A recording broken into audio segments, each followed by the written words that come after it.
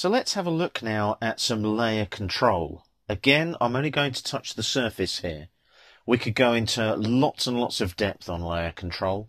I don't want to bog you down with it. The whole idea of this AutoCAD Mechanical 2010 Basic Concepts course is that I teach you the basic concepts. It's then up to you to go on and learn further and obviously build on your AutoCAD mechanical expertise.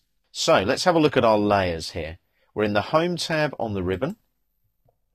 There's our Layers panel. I'm going to click on the flyout and pin the Layers panel open like that. Now we're going to look at various options here.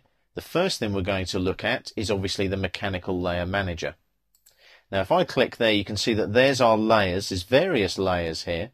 Now you'll notice there's some layers grayed out. These are specifically for part and non-plottable objects, as you can see there. So you've got layers like AMINV, which is invisible. So that's things that are behind existing objects, for example. I might need them as a reference. Now you'll notice, can you see there, that we've got a non-replicated layer, and it's actually off at the moment.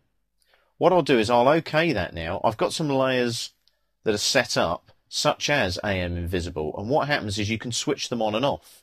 So if I go up here, I've got viewport layer on off, but here I've got invisible lines on off. So they're now on, and I can snap to those if I want to. I can then switch them off again when I need to. These are tools that aren't in your standard AutoCAD layer toolbox. They're very useful. Now another one is one that I really like here, move to another layer. So if I click here, it says select objects to move to another layer. You'll notice the invisible objects appear immediately in case I need to move them to another layer. I'm actually going to move this line here and this line here.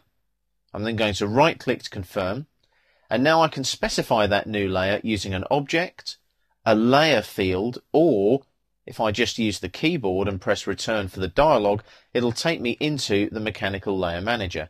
I'm going to select that line there, that polyline, and as you can see, they convert to that layer.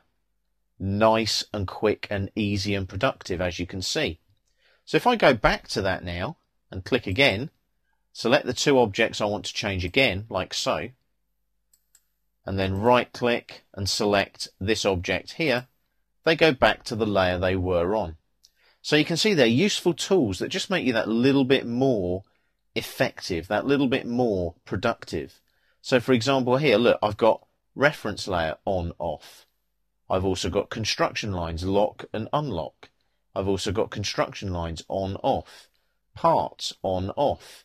I can also restore the previous layer settings. So if I keep clicking that, does anything happen? No, it doesn't, because I haven't changed any layer settings. I can also unlock the layer of a locked object layer very quickly, and I can also lock.